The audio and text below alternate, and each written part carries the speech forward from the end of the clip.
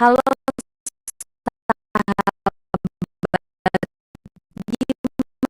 gimana kabar kalian?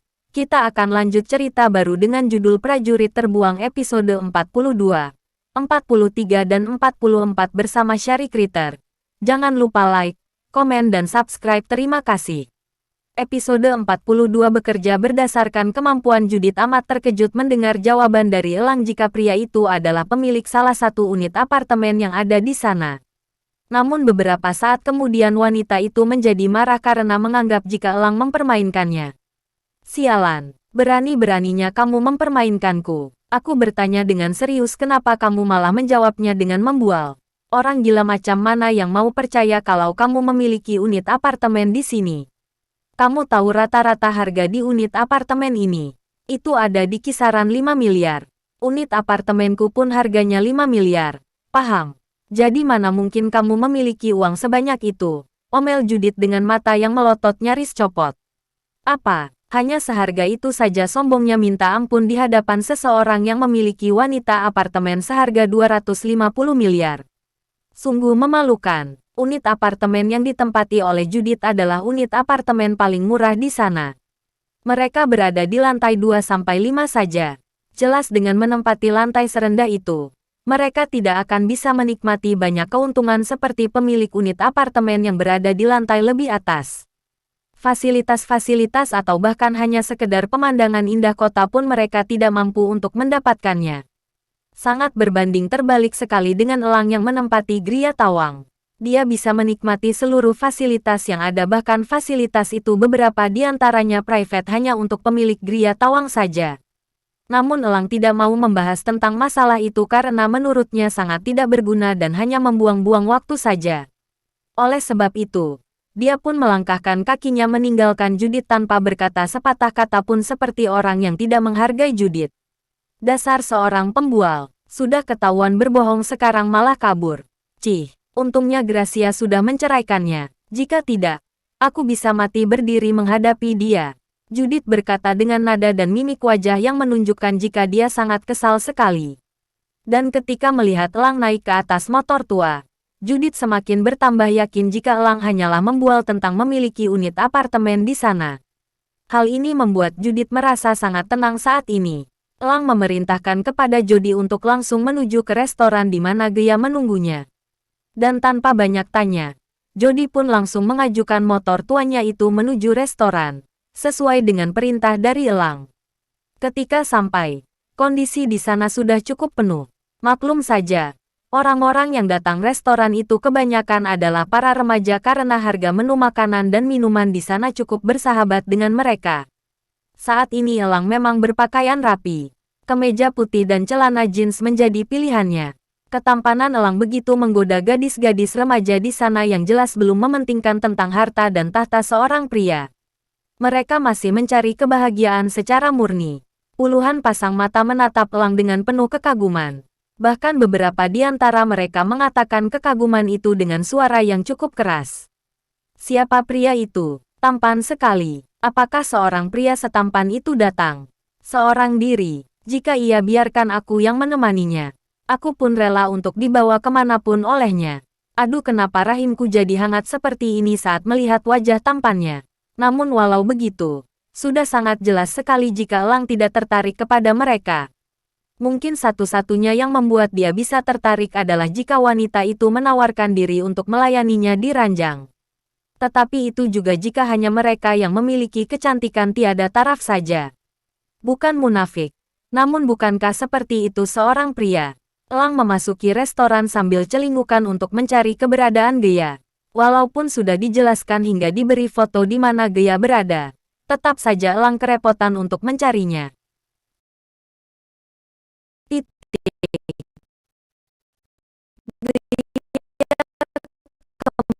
Kemudian berdiri sambil melambaikan tangan ke arah Elang. Di saat seperti itu barulah Elang bisa menyadari jika Gea ada di pojokan restoran. Wanita itu sengaja menempati sebuah meja di pojok restoran karena tidak ingin terganggu dan pembicaraan di antara keduanya tidak mau sampai didengar oleh seseorang. Akhirnya ketemu juga. Aku kira sebelumnya kamu berada di sebelah sana, kata Elang, basa-basi membuka pembicaraan. Aku kan sudah menjelaskan kepadamu. Apa penjelasanku malah membingungkanmu? Tanya Gea. Elang menggelengkan kepalanya sambil berkata, tidak, seharusnya pukul 20.20 penjelasanmu itu sudah sangat jelas tetapi akunya saja yang tidak bodoh senang saja apa yang dikatakan oleh orang itu membuat Gea tertawa. Bagaimana bisa seorang pria sejujur itu kecuali dia memiliki selera humor yang tinggi? Oh iya, apa yang ingin kamu bicarakan padaku? Terdengar di telepon seperti pembicaraan ini sangat serius. Tanya Elang. Gea menganggukkan kepalanya sambil berkata, itu benar. Ada sesuatu yang penting yang ingin aku bicarakan padamu. Elang yang merasa tidak memiliki salah, menanggapi keinginan Gea untuk berbicara dengan sangat bersemangat. Elang sangat senang karena Gea mau berbicara serius dengannya. Maka pikirannya pun menilai jika dia penting kehadirannya bagi wanita itu. Oke, dua telingaku sudah terpasang dengan baik. Ayo, katakan apa yang ingin kamu bicarakan. Seru Elang seraya tersenyum. Gea membenarkan posisi duduknya, lalu dia berkata, jadi, sebenarnya aku ingin membicarakan tentang masalah perusahaan Mediterania Land. Elang tersenyum mendengarnya, dengan posisinya sebagai pemilik perusahaan. Tentunya sangat mudah baginya untuk membantu Gea. Aku baru saja dikabarkan oleh Tante Adele mengenai perusahaan Mediterania Land yang menerima proposalku. Mereka juga membuat janji temu besok untuk membicarakan kesepakatan dengan lebih lanjut. Terang Gea dengan suara dan ekspresi wajah yang datar. Oh ya, wah, bagus sekali kalau begitu. Apal yang aku katakan. Kamu pasti bisa mendapatkan kerjasama itu.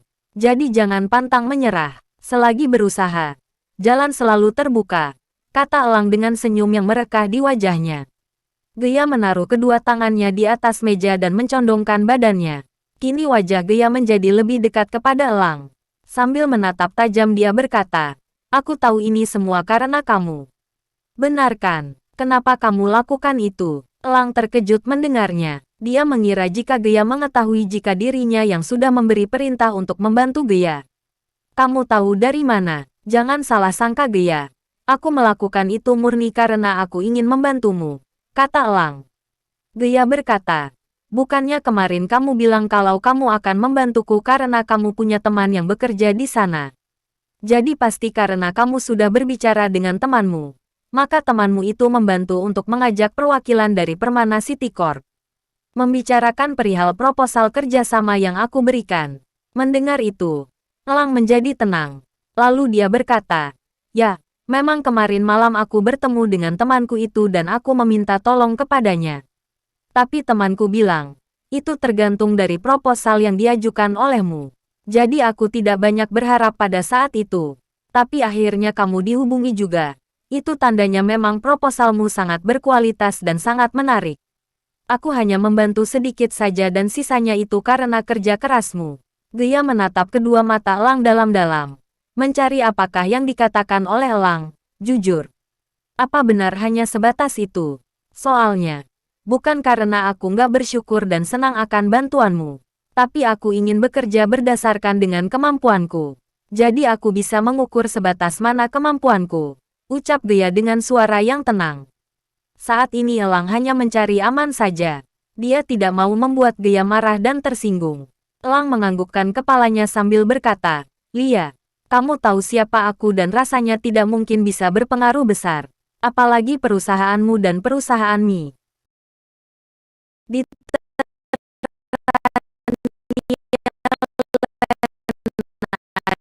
Adalah perusahaan yang besar.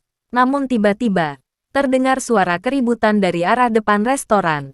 Ada yang berkelahi. Seseorang yang menggunakan motor tua dipukuli oleh segerombolan orang. Pertarungannya sangat hebat sekali. Aku ngeri untuk melihatnya. Ucap seorang anak muda yang mengenakan ripped jeans. Orang itu yang bersama dengan pria tampan di sana. Kata seorang wanita yang sedikit rambut depannya diwarnai merah muda.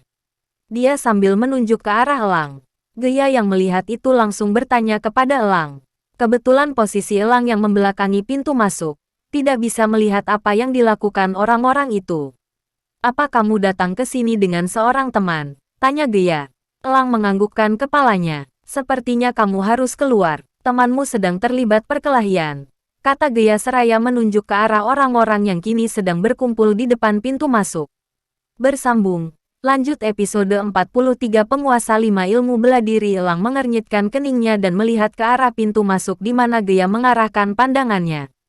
Ketika melihat banyaknya orang yang berkumpul seperti sedang melihat sebuah pertunjukan, barulah Elang percaya jika ada sesuatu yang tidak beres sedang terjadi. Pria itu pun langsung berdiri dan berjalan cepat keluar restoran. Saat telah keluar restoran, dia melihat ada 5 orang pria sedang menyerang Jody. Terlihat juga jika Jody sudah kewalahan karena harus terkena serangan berkali-kali. Hentikan, pekik Elang. Jody tergeletak setelah menerima tendangan dari seorang pria. Semuanya terdiam dan langsung menoleh ke arah Elang. Tidak ada yang berani untuk bergerak karena mereka semua sangat tahu siapa orang yang sedang berdiri memerintahkan kepada mereka untuk diam. Kecuali satu orang yang terlihat masih sangat muda. Siapa kamu? Berani-beraninya kamu memerintahkan kepada kami untuk diam. Apa kamu ingin diperlakukan yang sama juga seperti orang itu? Tanya seorang pria berusia awal 20 tahunan yang berkulit sawo matang. Keempat temannya yang lain terkejut mendengarnya. Mereka tidak menyangka jika orang itu sangat berani untuk menantang Elang. Anto, apa yang kamu lakukan? Tanya seorang pria yang memiliki badan paling tinggi dibanding dengan yang lainnya.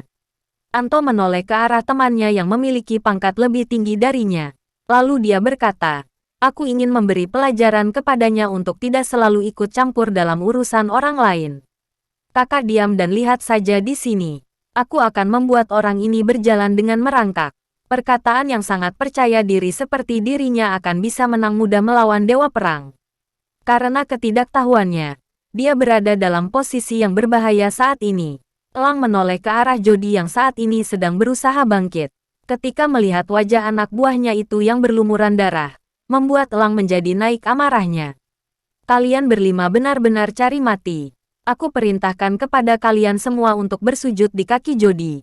Atau jika tidak, aku akan memaksa kalian untuk bersujud, ucap Elang seraya menatap tajam kedua mata kelima orang di hadapannya. Bagi mereka, jika bersujud di kaki Jody, itu tandanya mereka telah menyerah. Tentu saja itu tidak sejalan dengan perintah yang diberikan kepadanya. Lagi pula, jika mereka bersujud, pastinya mereka akan ditanyakan tentang alasan mereka menyerang Jody. Inilah yang paling dihindari oleh mereka, terutama bagi yang 4 orang. Sebaiknya kita pergi dari sini. Jika kita tetap berada di sini maka kita akan mendapat masalah yang lebih serius. Ayo lari, ucap pria yang paling tinggi itu. Ketiga temannya setuju. Mereka berpikir, jika mereka harus melawan dewa perang itu adalah sebuah kemustahilan. Itu adalah ide yang paling tepat. Ayo kita pergi dari sini sekarang, ucap seorang pria yang memiliki badan besar, penuh dengan otot. Ketika keempat orang itu akan bergerak kabur, Anto berkata, kenapa kalian kabur? Kita hajar bersama-sama, dia akan kalah. Jangan takut, namun walau begitu,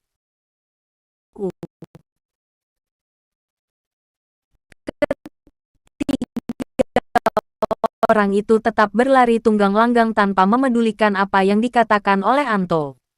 Cih, penakut, lari dan menyusu saja dengan ibumu, ucap Anto. Setelah itu, Anto menoleh ke arah Elang dan menatapnya dari ujung kaki sampai ke ujung kepala. Dia sama sekali tidak bisa melihat jika Elang adalah orang yang kuat. Apa kamu benar-benar ingin membuatku bersujud? Kalau begitu, silakan saja. Aku hanya bersujud jika kamu bisa mengalahkanku. Tapi jika kamu tidak bisa mengalahkanku, maka aku yang akan membuatmu menjilati sepatuku yang kotor ini, kata Anto dengan penuh percaya diri. Jody menoleh ke arah dewa perang dan berkata, Anda tidak perlu repot-repot mengeluarkan keringat. Untuk melawan dia seorang, aku saja yang melakukannya sendiri. Saat ini Jody sedang terluka. Darah yang tidak berhenti-henti mengalir, membuat Jody kesulitan untuk melihat. Tentu saja hal itu membuat Jody kesulitan jika harus berkelahi. Elang menyadarinya, oleh sebab itu dia pun menggelengkan kepalanya sembari berkata, aku akan melawannya sendiri karena aku ingin mengetahui seberapa kuat orang sombong ini. Jika itu keinginanmu, aku tidak bisa menahannya, kata Jody. Anto berkacak pinggang seraya menggelengkan kepalanya. Lalu dia berkata, orang seperti dia kenapa bisa begitu kamu hormati? Jika saat ini kamu melihat pria itu memiliki kemampuan ilmu bela diri yang tinggi, maka kamu akan melihat orang yang memiliki ilmu bela diri lebih tinggi dibanding dirinya. Sebab aku menguasai 5 ilmu bela diri dengan kesemuanya mencapai level akhir. Sungguh mengerikan sekali untuk didengar. Kesombongan yang dimiliki oleh Anto nyatanya memang beralasan. Tapi pertanyaannya hanya satu. Apakah dia sanggup untuk melawan seorang dewa perang? Anto kemudian memalingkan pandangannya kepada Elang. Namun, belum sempat dia melihat wajah Elang. Dirinya sudah terpental dengan perut yang terasa begitu sakit.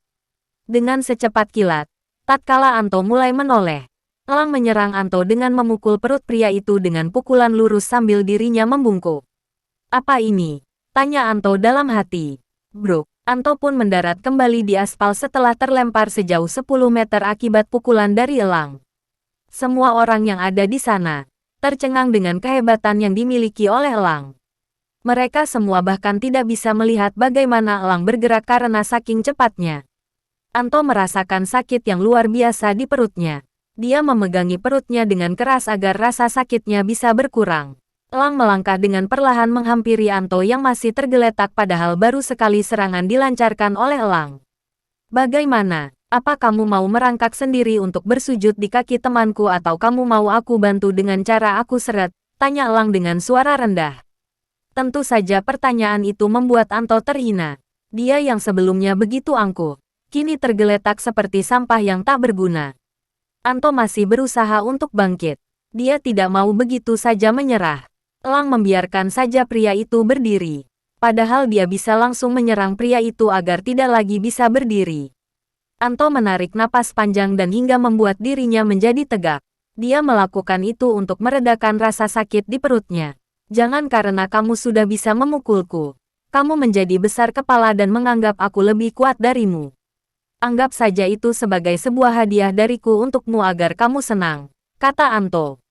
Kemudian setelah itu, Anto berlari dan melepaskan sebuah pukulan yang mengarah ke wajah Elang. Sekarang, coba rasakan ini. Pekik Anto. Pukulan itu terlihat sangat hebat dan kuat.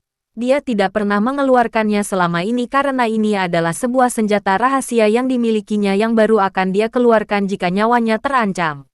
Elang melihat serangan itu dengan seksama. Dia tidak mau sampai terkecoh dan membuat dirinya berada dalam masalah. Ketika dia melihat satu titik yang bisa digunakannya untuk menyerang balik Anto, dia pun tersenyum. Lalu dia berkata, silakan Es. Aja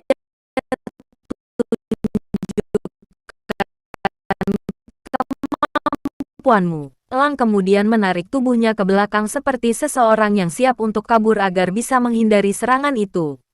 Cih, pengecut, ucap Anto. Bersambung. Lanjut episode 44 membuka mulut Anto merasa di atas angin ketika melihat gelagat elang yang ingin menghindari serangannya. Namun sesuatu yang tak terduga terjadi. Ketika Anto sudah dekat dan dia melesatkan pukulannya, elang berbalik meluncur ke depan. Buk, pukulan mereka saling beradu. Ternyata elang bukan ingin menghindar, melainkan dia ingin menyerang balik dengan mengadu pukulan. Krek, aregegehah. Anto berteriak tatkala tangannya patah dan tulangnya yang patah itu menembus daging dan kulit. Orang-orang yang ada di sana langsung menutup matanya dan ada juga yang membuang wajah agar tidak melihat kejadian itu, bahkan ada yang sudah terlanjur melihat dan dia tidak tahan dengan pemandangan mengerikan itu. Langsung lemas kakinya dan terjatuh.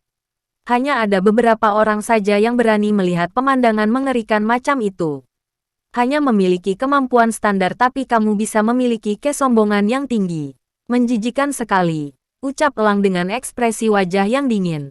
Kemudian Anto terjatuh sambil memegangi tangannya yang patah. Mulutnya pun tidak henti-hentinya berteriak kesakitan. Elang kemudian menghampiri Anto. Karena rambutnya yang cepak sehingga tidak mungkin bisa dijambak oleh elang. Membuat pria itu menarik kaos yang dikenakan oleh Anto dan menyeret pria itu sampai ke kaki Jody. Cepat bersujud dan meminta maaf kepada kawanku, seru elang. Tidak ada yang bisa dilakukan oleh Anto saat ini selain menuruti apa yang dikatakan oleh elang. Dengan perlahan Anto bersujud di kaki Jody sambil berkata, mohon maafkan aku. Sungguh aku sangat menyesal sekali sudah menyerangmu.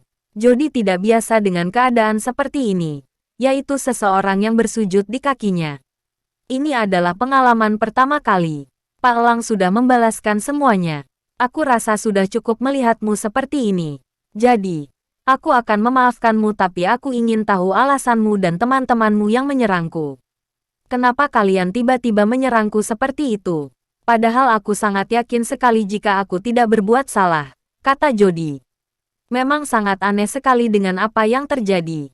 Ketika Jody sedang diam di dekat motornya, tiba-tiba datang 5 orang pria dan langsung menyerangnya. Anto, walaupun seorang prajurit baru namun dia sudah terbiasa bekerja sebagai seorang prajurit. Dia pun bisa menutupi kebenaran jika memang diperlukan. Tentu, saat ini hanya ada satu pilihan, yaitu menyembunyikan alasan sebenarnya dia menyerang Jody dan meyakinkan orang-orang di sana jika jawaban palsunya itu adalah sebuah kebenaran.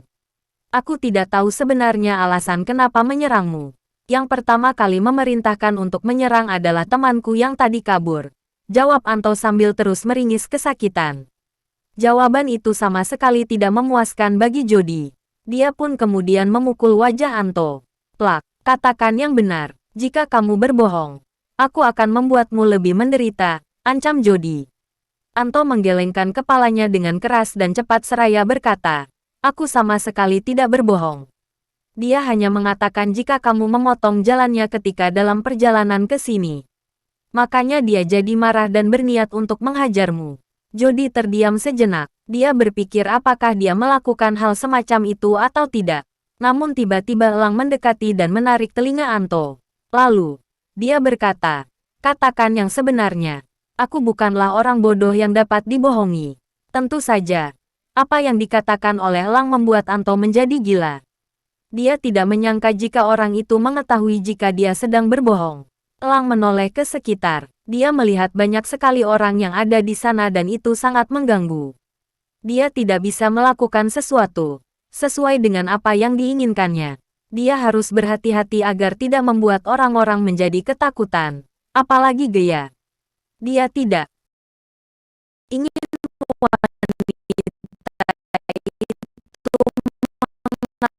menganggapnya sebagai monster. Tetapi, diamnya Anto membuat Elang tidak bisa menahan amarah lama-lama. Dia pun kemudian memperingatkan Anto agar mau membuka mulut. Aku rasa, sakit pada tanganmu itu sudah cukup menyiksamu. Jadi, jika kamu tidak ingin mendapatkan rasa sakit yang lebih dari ini, aku minta kamu menjawab pertanyaanku. Siapa orang yang sudah menyuruh kalian memukuli Jody? Katakan atau kamu akan mati. Sekali lagi Elang mengancam.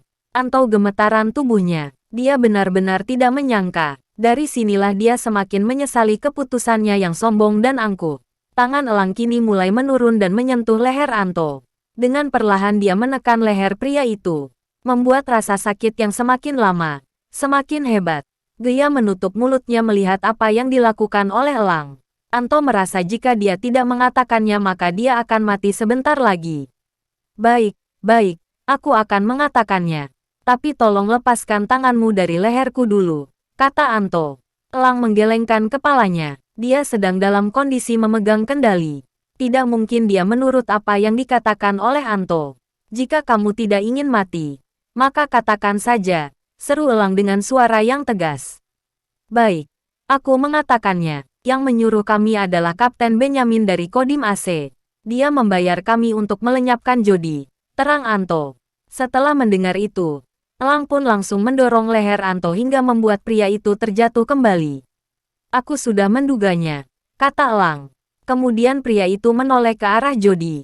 Lalu dia berkata, apa kamu masih bisa berjalan ke klinik seorang diri? Jika bisa, sekarang kamu pergi ke klinik.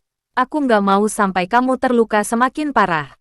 Aku masih butuh kamu. Jody menganggukkan kepalanya seraya berkata, baik, Pak Elang. Setelah itu, Jody bergegas untuk pergi ke klinik terdekat. Yang ada di pikirannya adalah dirinya cepat mendapatkan tindakan sehingga dia bisa kembali ke restoran itu untuk menjemput sang dewa perang. Elang menoleh ke arah orang-orang yang masih berdiam diri sambil melihat ke arahnya. Bubar kalian, seru Elang. Sontak saja semuanya langsung membubarkan diri. Ada yang langsung masuk ke dalam. Ada pula yang pergi meninggalkan area restoran. Elang mengembalikan pandangannya kepada Gea. Lalu, dia berkata, ayo kita kembali ke dalam. Ketika Elang melangkahkan kakinya, Gea hanya terdiam saja di tempat. Dia tidak ikut Elang untuk melangkahkan kaki. Sang Dewa Perang menyadarinya. Dia pun membalikkan badan dan melihat Gea yang masih diam di tempatnya. "Kenapa masih diam saja?" tanya Elang. Gea menggelengkan kepalanya. Lalu dia berkata, "Aku mau langsung pulang aja. Yang aku mau bicarakan sudah aku bicarakan tadi. Jadi, aku mau istirahat." Elang sadar jika Gea masih syok dan ada kemungkinan jika wanita itu marah kepadanya. Namun dia tidak mencoba untuk melarang Gea pergi dan menjelaskan alasan dari tindakan yang diambilnya tadi. Pria itu ingin membiarkan Gea untuk mengambil waktu sendirian agar bisa menenangkan diri sendiri sehingga dapat mengerti dengan apa yang dilakukannya. Selepas Gea pergi, Elang menarik napas dalam-dalam sambil mendongak ke langit. Selepas itu, dia pun kembali masuk ke dalam restoran untuk membayar tagihan makanan dan minumannya. Ketiak sudah selesai. Elang pun langsung menghubungi Tony dan Emily untuk memintanya datang ke apartemennya. Kali ini dia harus membicarakan perihal Kapten Benjamin kepada kedua anak buah sekaligus sahabat mereka. Dia tidak mau salah lagi dalam mengambil keputusan. Bersambung. Ditunggu episode selanjutnya. Terima kasih.